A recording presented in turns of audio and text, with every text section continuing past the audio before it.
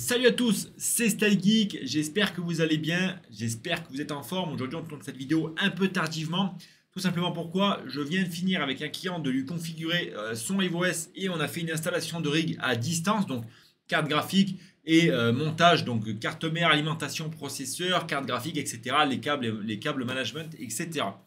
Donc tout simplement, ça fait partie de la formation que je propose, hein. Vous pouvez choisir cette formation. Et bien sûr, on fait du montage à distance en visio, ce qui est beaucoup plus sympathique que de faire un montage avec une feuille de papier et c'est tout. Donc là, tout simplement, on a fait cette formation-là. On a fait la formation sur le mining et on a fait la formation sur comment monter son rig. Et là, le client, on a configuré son rig. On vient de finir à l'instant, hein. Il est 17h30 à peu près qu'on a fini. Et là, il est 17h55. Donc, je lui ai demandé la permission d'utiliser simplement son iOS pour vous montrer les réglages que moi j'ai pu lui trouver pour ses cartes graphiques. Donc là, on a de la 2060 Super qui est simplement une carte aux oignons, les amis. On a de la 3070 Ti qui est LHR, qui est bridée, qui sort quand même pas loin de 58 mH, et on a de la 3060 bridée en V2 qui sort 35 mH. Donc là, on a réussi à sortir à peu près ces réglages-là. Donc ces réglages sont, on va dire, optimisés le mieux possible pour simplement sa configuration. Bien sûr, chaque configuration et chaque graphique va répondre différemment suivant les overclocks que vous lui appliquez. Donc en tout cas, grosse dédicace à toi Tony. En tout cas, voilà, on a bien rigolé pendant ces 3 heures de petite formation.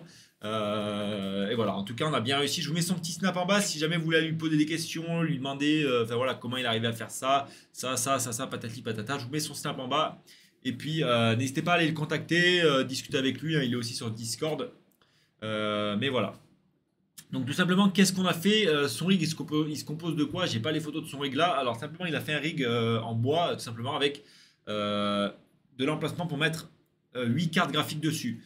Donc là, actuellement, il a 5 cartes graphiques. Il a commandé la 6e qui doit bientôt arriver. Donc ça reste une 3060 également. On a donc une 3070 Ti de chez EVGA, une autre 3070 Ti de chez Gigabyte. On a également deux 2060 Super de chez PNY. Alors ça, c'est des cartes graphiques, les amis. Surtout au prix où il les a touchés autour des 600 euros les 2060 Super, pardon. Donc ça reste quand même ultra intéressant pour le prix que c'est. Et du coup, on a de la 3060 Zotac tout simplement. Alors, tout simplement, voici les overclocks, comme je vous disais, que j'ai pu lui appliquer. Et alors pour finir, il tourne tout ça sur une B450, donc MSI, c'est la Pro Max, et on a un Ryzen 3 dessus 1200, donc voilà, et on a je crois 16 Go de RAM si je dis pas de conneries, non 8 Go de RAM pardon. Et donc c'est un rig qui va, on va voir tout de suite si son rig il va continuer à tourner de manière stable. Je dis forcément de vérifier au bout de 2-3 jours, voilà, si le rig il n'a pas eu de perte, s'il n'a pas eu de share invalide, ni de chars rejetés, parce que forcément on le sait, hein, plus les overclocks sont poussés, plus ça amène à mettre des overclocks, enfin des chars invalides, et c'est quelque chose qui a peaufiné. Surtout que les 3070 Ti, j'en ai jamais eu, donc j'en ai toujours pas acheté. J'étais curieux de savoir combien ça sortait. Je voyais des gens sur internet qui mettaient ouais, ça sort 50, ça sort 55, ça sort 58 mH. Et franchement, plutôt agréablement surpris, hein, de ce que ça sort une 3070 Ti. On est sur 180 watts pour la première pour 58 mH, 34.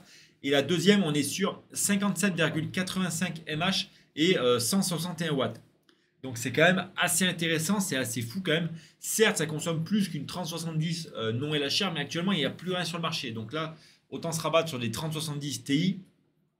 Il m'a dit qu'il en avait droppé une, je crois que c'est la Gigabyte. Il l'avait droppé à 670 euros sur ses discounts. Donc ça reste ultra intéressant à ce prix-là. Et l'autre pas loin des 1000 euros avec une alimentation semi-modulaire. Donc agréablement surpris, je pense me faire un rig. Vous voyez, ça m'a donné un peu la motivation de me faire un rig sur de la 3070 Ti. Après, on est bien sûr, avec les overclocks que j'ai appliqués sur toutes les cartes, on est sur de l'absolute core clock. Ouais, il n'y a pas de core clock négatif. Mais ça marche plutôt pas mal pour le moment. Les 3070 Ti, les 2060 réagissent plutôt bien.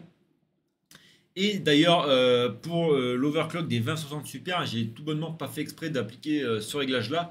Elle tourne aux alentours des 42 mH et simplement je suis venu en fait brancher, enfin il est venu brancher la 5e carte, donc la dernière c'était une 2060 Super à la place d'une 3070 Ti. Et en allumant le rig, on a vu que ça marchait plutôt pas mal avec cet overclock là. Donc on a dit on va le laisser, on va essayer de voir ce que ça donne. Donc voilà, plutôt intéressant. Après, on a rencontré pas mal de problèmes quand même avec la carte mère hein, qui est là, comme vous dites, c'est la B450A Pro Max de chez MSI. Il a fallu rentrer dans le BIOS, bidouiller pas mal de presets dedans, ce qui était 4G decoding, les PCI en Gen 2, le chipset en Gen 2. Il a fallu aussi enlever l'audio contrôleur, enfin voilà. Pas mal de petites choses qu'on n'a pas à faire normalement sur une carte mère minage, hein, c'est pour ça que je vous le dis. Les cartes mères gaming, c'est bien. Elles n'ont pas un aussi bon gestionnage, non, un aussi bon, comment on dit, elles n'ont pas une aussi bonne gestion du bus PCI qu'une carte qui est spécialisée dans le mining. Donc c'est pour ça que mon choix, moi, il s'oriente directement sur des cartes spéciales minage et pas des cartes spéciales gaming. Donc tout simplement, c'est ce qui moi m'intéresse, et pas avoir à bidouiller les BIOS, etc., etc. Même si ça marche plus ou moins correctement et stablement. Mais voilà. Ensuite, pour ce qui va être du mineur, on utilise bien sûr NB mineur parce qu'actuellement c'est celui que moi j'utilise le plus avec mes cartes qui sont LHR, donc les deux 3060 que j'ai. Et là, comme on avait un combo LHR, non LHR, voilà, NB mineur c'est celui qui a réagi le mieux. On a testé avec Phoenix mineur. Et au final, NB mineur c'est celui qui réagit le mieux. On a des presets et des cartes qui tournent pour le moment aux oignons. Vous voyez que ça fait 20 minutes que le rig tourne. Allez, voilà, 22 minutes, ça tourne pour le moment. Sans souci, il n'y a pas trop de chauffe. Alors forcément, les cartes elles sont un peu collées sur le rig d'un côté et de l'autre. Mais il y a assez d'espace pour pouvoir les espacer. Donc ça, c'est quelque chose qu'on va voir avec lui dans les prochains temps. Savoir si il ne faut pas mieux un peu les espacer, mettre un petit ventilateur, etc. Bon, ça, c'est de l'optimisation, on va dire.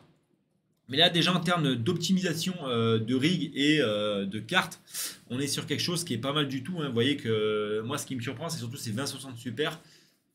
On n'en trouve plus actuellement des 2060 Super, mais c'est quand même dommage qu'elles sortent quand même 45 mAh pour 110 watts. Il y a encore moyen de baisser un peu le wattage des cartes. Et j'ai vu pas mal de monde qui est tourné aux alentours des 42 mAh pour à peu près 99 watts. Donc ça reste quand même plutôt intéressant. Voilà. Donc à voir par la suite, est-ce qu'il y a moyen d'optimiser encore plus le rig? Si vous, dans les commentaires, vous avez des cartes de ce même genre, tout ce qui est 3070 Ti, 2060 Super, et que vous avez des réglages qui sont un peu plus poussés, un peu plus optimisés pour ces cartes-là, n'hésitez pas à nous le faire savoir, parce que justement, Tony regarde les vidéos, c'est un abonné forcément. Donc il passe par là souvent, et puis il peut optimiser un peu plus ses cartes graphiques. Donc forcément, ça sera toujours intéressant d'avoir des retours de la communauté par rapport à ces cartes-là. Justement, c'est ça qui est intéressant aussi. Donc en tout cas, c'est la petite vidéo du vendredi, hein. Je tourne ça un peu en express, c'est surtout pour faire un retour d'expérience sur ces cartes-là, savoir si c'était pas mal, si c'était bien, si je vous conseille de les acheter et tout. Et effectivement, même moi j'étais surpris hein, des 3070 Ti, je pensais pas qu'elles tournaient autant bien. Donc franchement, je vais peut-être me lancer à faire un petit rig parce qu'il y a de la dispo sur ces cartes-là. On sort 60 mAh pour 170, 180 watts, ça reste non plus pas dégueulasse. Donc voilà, bon certains vont dire oui c'est dégueulasse 160 watts etc. Mais bon après il faut savoir combien vous payez l'électricité. Moi je la paye 14 centimes donc ça reste honorable et très très correct à l'heure actuelle. Bon, en tout cas je vous remercie d'avoir regardé cette petite vidéo très courte. Je vous dis à très bientôt, c'était Staggy et surtout n'oubliez pas,